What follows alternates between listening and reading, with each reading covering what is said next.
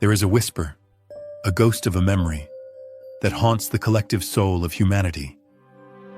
It is a story told in 1,000 myths, across every culture, on every continent. The story of a golden age, a time before the fall. A world of impossible beauty and wisdom, lost to the sea, swallowed by time. We call it by many names: Shambala, Lemuria, Hyperborea. But one name echoes with more power, more longing, more tragic mystery than any other: Atlantis. For generations we have been taught that this is a fairy tale, a philosopher's allegory used to teach a moral lesson, a comforting myth for a species that longs for a lost paradise. But what if it wasn't a myth? What if it was a memory? A traumatic, deeply buried memory of a world we once knew. A world so magnificent that its loss scarred our species with a collective amnesia. A profound sense of abandonment that we still feel in our bones to this day. There was one man in the 20th century who did not have to guess. One man who, in his deep trance states, was not a prophet in the traditional sense. He was an archivist, a librarian of lost time. He was Edgar Cayce, and he possessed a library card to the most exclusive collection in the universe: the Akashic Records, the universal memory of all that has ever been and all that will ever be. He didn't just believe in Atlantis, he read its history. He saw its gleaming cities powered by crystal technology. He diagnosed its slow, agonizing fall from grace. And most astonishingly, in the faded pages of a future timeline, he prophesied its return. Today, we are not telling a myth. We are unsealing a historical record, a record of not just what was lost, but of what is about to be found. To understand the prophecy of its return, we must first appreciate the staggering reality of its existence. Edgar Cayce was not vague. Over a period of 22 years, he gave over 700 life readings that referenced specific, detailed past lives in Atlantis, building a breathtakingly detailed picture of this lost world, corroborated by hundreds of different souls who had no conscious knowledge of each other. Exhibit A: the location and the glory. Cayce pinpointed its location with the clarity of a cartographer. He described a large continent situated between the Gulf of Mexico on the one side and the Mediterranean on the other. He named its final great island, the seat of its power and glory, Posidia. He described a civilization of immense technological and spiritual advancement. In reading 364-4, he spoke of, quote, the use of electrical forces and powers that are undreamed of as yet. He described vast crystalline structures that powered their cities, aerial craft that moved silently through the air, and healing temples that used sound, light, and frequency to cure disease. This was no primitive society. This was, in many ways, our future. Exhibit B: the three great cataclysms. But this was not a story with a happy ending. Cayce's diagnosis of its fall was precise. It was not a single event, but a slow, agonizing decay, a spiritual cancer that metastasized over millennia, punctuated by three great cataclysms.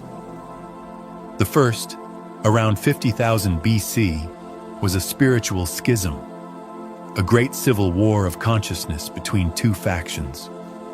On one side were the spiritually minded Sons of the Law of One, who sought to live in harmony with the earth and the cosmos. On the other were the materialistic Sons of Belial, who, in their arrogance and lust for power, began to misuse the great crystals for warfare and control. This misuse, Cayce said, triggered the first breaking up of the continent. The second cataclysm, around 28,000 BC, saw further destruction, as the Sons of Belial gained more power, leading to immense geological instability. And the final devastating cataclysm, around 10,000 BC, was the one that lives in our collective memory as the Great Flood, the final sinking of Posidia.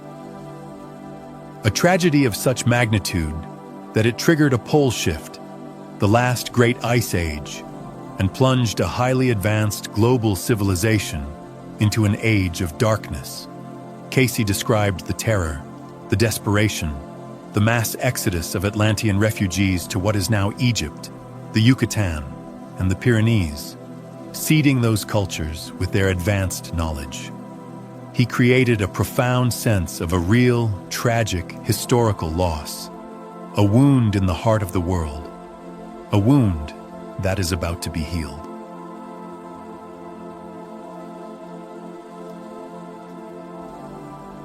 For decades, those who studied Cayce focused on the tragedy.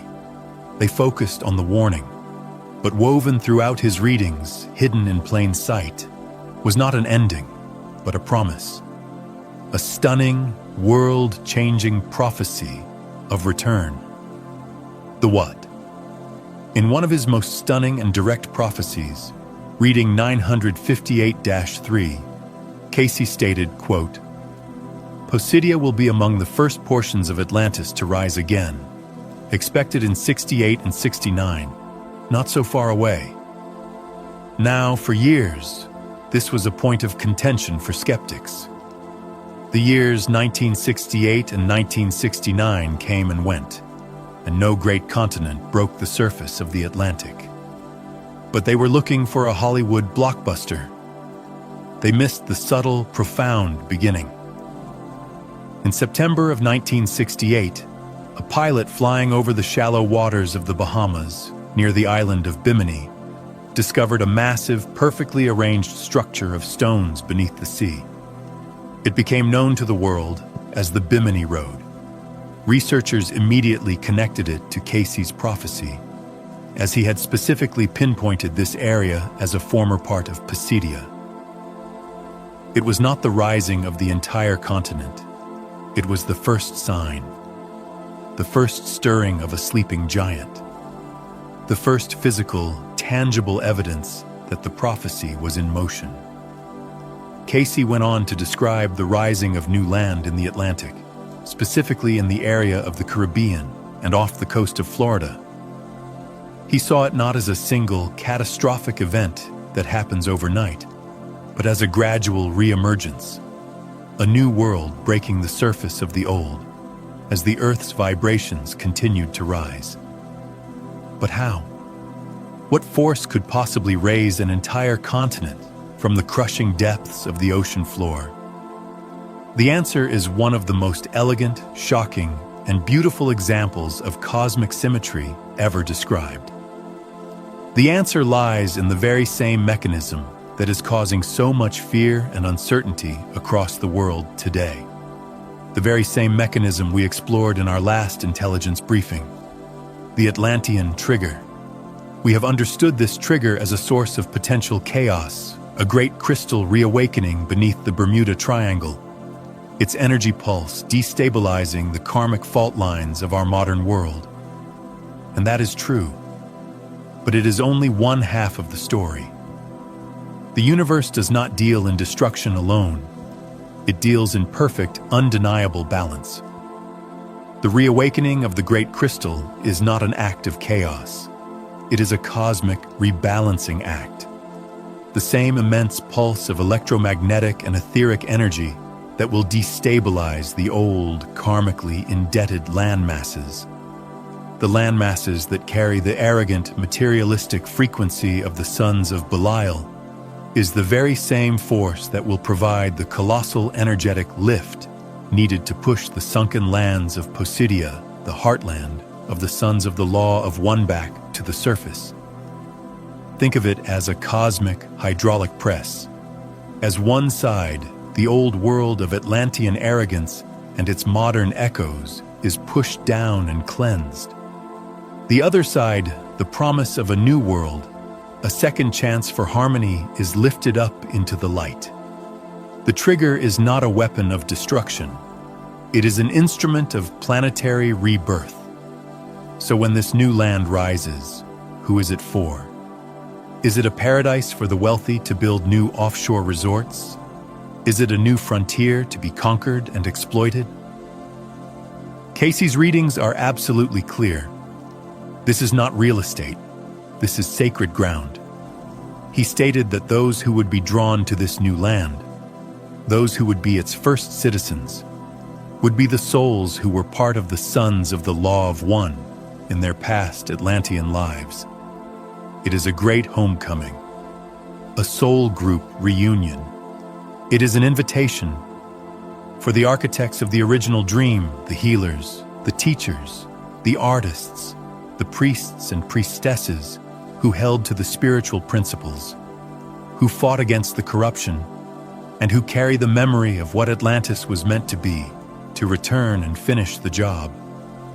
It is a second chance, a chance for humanity to build a civilization based on the principles of unity, compassion, and a harmonious relationship with the earth and the cosmos. It is not an escape. It is a profound responsibility. This changes everything.